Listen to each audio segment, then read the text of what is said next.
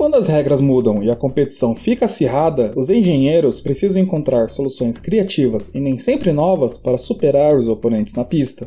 O difusor soprado não era um conceito novo, mas foi em 2012 que ele pôde ser levado ao limite. Vamos dar uma olhada em como o sistema funcionava e relembrar por que ele foi restrito. Quando a FIA alterou as regras em 1989, as equipes tiveram em torno de um ano para se adaptar e desenvolver inovações em seus carros. Uma das ideias que apareceu com força era o do difusor soprado. Os engenheiros perceberam que podiam colocar os escapamentos dentro da peça, fazendo com que os gases que saíssem do motor energizassem o ar que passava pela região do difusor e dessa forma ajudasse a peça a produzir ainda mais downforce. Esse arranjo colocava uma pressão extra nos pilotos, que precisavam aprender a controlar as pisadas no acelerador, de forma a aumentar ou diminuir a pressão aerodinâmica produzida no equipamento. O problema é que o fluxo de ar saindo do escapamento não é constante. Nas curvas, onde o downforce é essencial, a pressão descendente extra era produzida apenas se o piloto pisasse mais no acelerador. Devido a dificuldades como essa, o sistema foi deixado de lado, enquanto outros sistemas eletrônicos e aerodinâmicos tomavam seu lugar. Mesmo não sendo diretamente desenvolvido, o efeito nunca foi efetivamente abandonado pelas equipes. Nos anos seguintes, vários modelos usaram de saídas de escapamento posicionadas estrategicamente na traseira para alimentar os componentes aerodinâmicos presentes. O problema da pressão irregular continuava a existir, gerando uma espécie de efeito liga e desliga do downforce complicado de se lidar. Com a mudança nas regras aplicada em 2009, a situação do difusor soprado começou a mudar. Uma das consequências das mudanças era justamente a diminuição da quantidade de pressão aerodinâmica descendente produzida. Naquele ano, o difusor duplo foi o elemento principal da polêmica envolvendo as equipes Brown, Toyota e Williams. Explorando um furo nas regras, as equipes, em especial a Brown, desenvolveram a peça de forma a produzir uma quantidade maior de downforce graças a pequenos degraus e seções presentes na parte interna do difusor. O equipamento acabou copiado pelas outras equipes, e em 2010 Adrian Newey viu na inovação o local ótimo para desenvolver o difusor soprado. Dessa vez, as saídas do escapamento não ficavam instaladas diretamente no difusor, mas ficariam nas laterais da peça e direcionadas para o chão, criando um fluxo de ar que passaria pelas beiradas do difusor. Esse ar extra acaba selando a área efetiva do equipamento, o que diminuía a turbulência do ar que passava pela parte interna, aumentando assim a sua efetividade. Embora a explicação pareça relativamente simples, a execução era mais complicada. A equipe tomou um cuidado extra para posicionar as saídas de ar quente baixo o bastante para que ele não atingisse os braços da suspensão. Caso recebesse os gases quentes, o triângulo da suspensão poderia superaquecer. Newey também colocou pequenas janelas verticais no difusor para que o escapamento assoprasse tanto por baixo quanto por cima. Dessa forma, os gases quentes conseguiam controlar o fluxo de ar ao redor do difusor, e assim a pressão descendente, ou downforce, aumentaria. Com isso, a abordagem de Newey se mostrava diferente da abordagem comum, que se utilizava dos gases para acelerar diretamente o fluxo de ar. Nos primeiros testes, a equipe até tentou disfarçar o arranjo na traseira do carro, colocando adesivos que simulavam a presença da saída do escape na posição antiga. Obviamente, o disfarce não durou muito. Um a um, os times passaram a desenvolver e utilizar as suas próprias versões do difusor soprado, colocando as saídas de ar quente em posições semelhantes às vistas na Red Bull. Mas ainda havia um segundo ponto favorável à equipe austríaca. Em conjunto com a Renault, o time se utilizou do mapeamento do motor para fazer com que o equipamento liberasse mais ar quente mesmo quando o piloto não estivesse acelerando.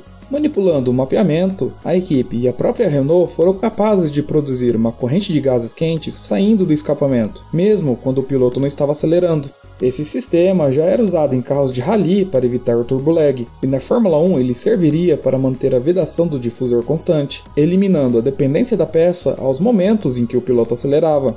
Durante o ano, a FIA analisou a situação, e para 2011 algumas alterações nas regras foram instauradas para limitar o uso do difusor soprado.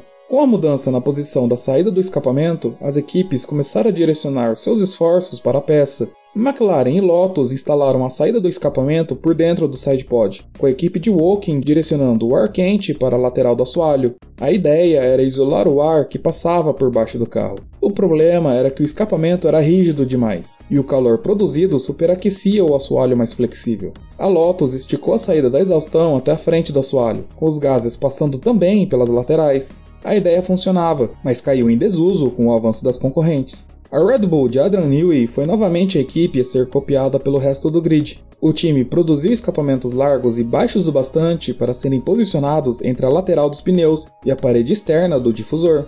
A solução encontrada ajudava a diminuir um problema conhecido como esguicho de pneu, que acontece quando jatos de ar são empurrados lateralmente até o difusor, pela rotação dos pneus flexionando sobre a carga recebida. A FIA, novamente contrariada em ver as equipes usando o dispositivo, se reuniu com elas e não houve um acordo sobre o uso do equipamento. Para a federação, era como se o motor estivesse sendo conduzido por conta própria, sem os comandos do piloto.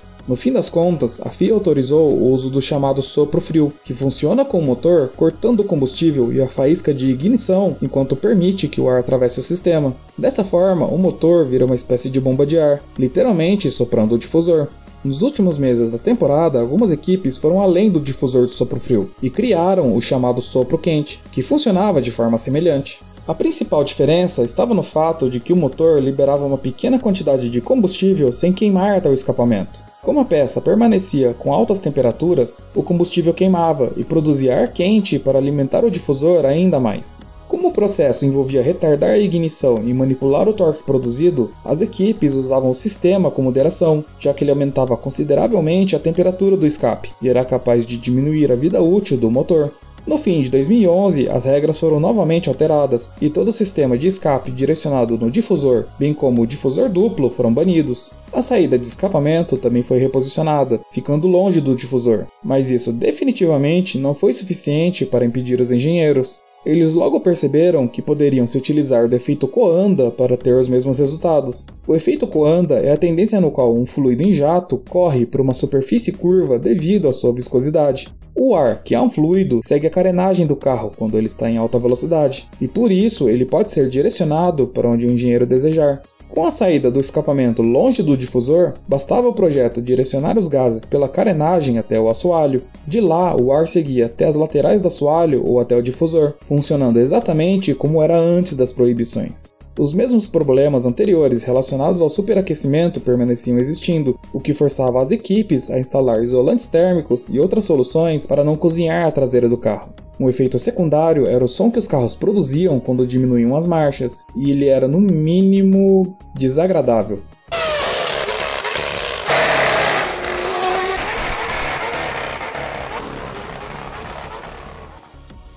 A McLaren já estudava como usar o efeito desde 2010, mas foi apenas em 2012 que a equipe conseguiu colocá-lo em prática de forma funcional. A ideia tinha um problema extra. Como o ar saído do motor encontrava o ar que já estava na traseira, o efeito Coanda e o efeito criado pelo design de garrafa presente na traseira se anulariam.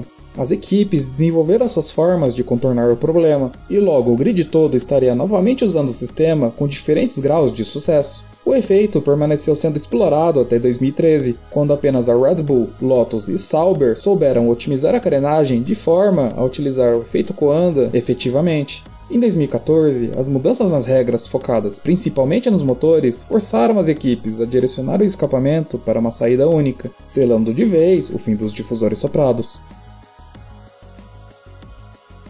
Se você gostou do vídeo, dê o like, ele é muito importante. Se você não é inscrito e quer conhecer mais sobre Fórmula 1, inscreva-se no canal. Dúvidas, sugestões ou críticas são sempre bem-vindas, deixe aqui nos comentários. Até a próxima!